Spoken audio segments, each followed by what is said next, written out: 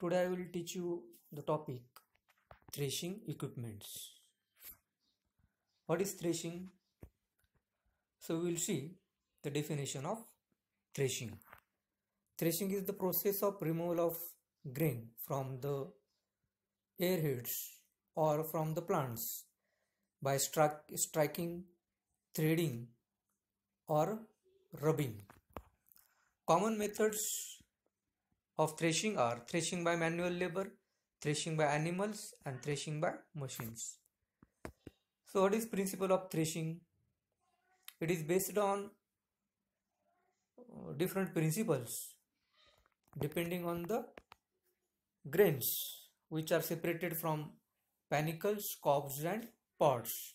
Number 1, some impact or pounding is given on crops. The grains are separated from panicles, cobs and pods. Number 2, the crop mass passes through a gap between drum and concave. Wearing or rubbing action takes place. This separates grain from panicle. The rupture of bond between the grains and airs is due to the factors. Number 1, impact of beaters or spikes over grains. Number 2, wearing or rubbing action. The strength of bond between the grain and the panicle depends upon type of crop, variety of crop, ripening phase of the crop, moisture content of grain. So this is the figure of all-pad thresher. You can say its components: disc, bearing, block, transporting wheel, platform, rest for operator, which is a rest seat, back, and the expanded metal screen. So it is mainly for wheat threshing. This is said to have origin at a small place named Olpad in Gujarat state. It has 14 to 21 plain or serrated discs mounted on a rectangular wooden or iron frame in 3 axles with bearings on which a seat and a platform are provided. It is operated by a pair of bullocks. This thresher is useful for threshing wheat, barley, gram, etc. on a threshing floor. This thresher has 3 to 4 wheels to facilitate its movement from one place to another place. It consists of number 1, frame, number 2, disc spacer, number 3, disc axles, number 4, bearing blocks. Power thresher, which is usually used in Maharashtra or in our region. It is a machine operated by prime mover such as electric motor, engine, tractor or power tiller used for threshing.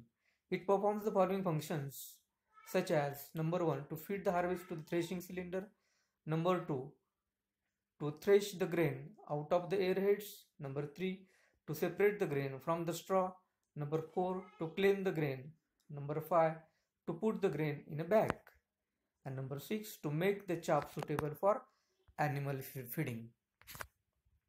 Removal of grains for the airheads is done by rotating cylinders whose threshing action depends on the impact. This is the principle of threshing. When a slow moving material comes in contact with a high speed cylinder, the heads or pods are shattered and the grains are separated from straw. Further, threshing is done with the material passes through the restricted clearance space between cylinder and the concave portion of the unit. Output is about 200 to 1500 kg per hour. Means you can see the summary of principle of this threshing or the thresher is that whatever the material is to be threshed should be passed through the cylinder and the concave portion. Because of the rotation of the cylinder and the concave portion, the grains from the cobs are separated and threshing is done. Components of a power thresher: concave, cylinder or drum, cleaning unit and elevator. It may be an optional thing. Then this is the concave part. It is a concave shaped metal grating partly surrounded the cylinder against which the cylinder rubs from the plant or airheads. Means in this part what happens, whatever the cobs or airheads enters inside the thresher on which this concave part gets rubbed and the grain is separated and it falls on the sieve. So this is threshing cylinder, concave and the feeding portion. And peg tooth cylinder is shown. There are some peg tooths are shown on the cylinder. Cylinder or drum, it is a balanced rotating assembly comprising rasp, bitter bar or spikes on its periphery and their support for threshing the crop. The cylinders are made up of either metal, steel or well-seasoned hard wood. There are 4 types of threshing cylinders commonly used in our country: peg tooth or spike tooth cylinder, rasp bar cylinder, angle bar cylinder, loop type cylinder, hammer mill type cylinder. So these are the different types of the cylinders. This is the peg tooth type cylinder. Then how it works actually? The teeth on the concave and the cylinder are so arranged that the cylinder teeth passes midway between the staggered teeth on the concave. The concave assembly is provided at the rear portion of the machine. The clearance space between the cylinder and the concave is adjusted according to the requirement. As the stalks pass through the clearance space, the grains get separated from the head due to impact action between the teeth. Means there is some impact action between the cylinder and the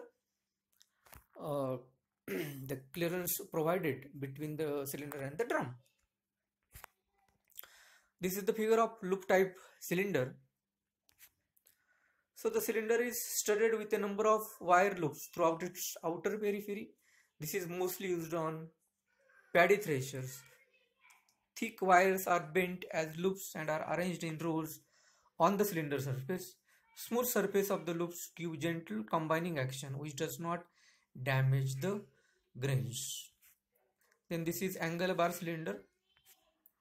Angle bar cylinder is provided with angle bar helically fitted on the cylinders. The bars provided with rubber pads on their faces. The concave unit is fitted with a rubber faced shelling plate and steel jacketed rubber bars. The clearance between the cylinder and the concave unit is about 13 to 19 mm and reduces to about 6 to 9 mm according to the requirement. The threshing action caused by the straight bars is through sudden impact, whereas threshing action caused by helical bars are smooth. This is the rasp bar cylinder. The cylinder has corrugated rasp bars around it. Threshing is accomplished by corrugated cylinder bars and stationary bars of the concave portion. The rotating cylinder takes the grains out from the air heads as it's drawn over the bars on the concave unit. Usually 6 to 8 bars are fixed on the cylinder in straight or helical configuration. Rasp bars are generally used in all threshers. Then this is last type of cylinder, hammer mill cylinder. You can see its part, hub is there, then swinging arms, cylinder shaft and hinged joint is there. Then how it works? Bitters or hammers of the hammer mill cylinders are metal pieces hinged at one end so that it swings freely. The bitters are in the shape of hammers of a hammer mill. These are attached to bitter arm at the tip. Bitter arms are rigidly fixed to a hub which are mounted on a main shaft. The hammer assembly is arranged inside a closed cylinder casing and concave.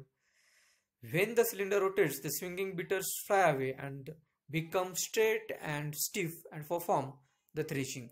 If the hammers come across heavy obstructions such as stone, the hammers swing back without damaging the concave and the cylinder elements. There is cleaning unit is there to separate some material from the clean grain. The function of the cleaning unit is to separate and clean the threshed grain. The cleaning unit mainly consists of 2 or more oscillating sieves, a fan and air sucking duct known as aspirator. The aspirator is used for cleaning the grain by drawing air through the grain mass. Usually it consists of 2 ducts. One is primary and the other is secondary. The function of the primary duct is to remove major portion of straw, dust and other foreign matter. The secondary duct is used for final cleaning of the grain. So threshing efficiency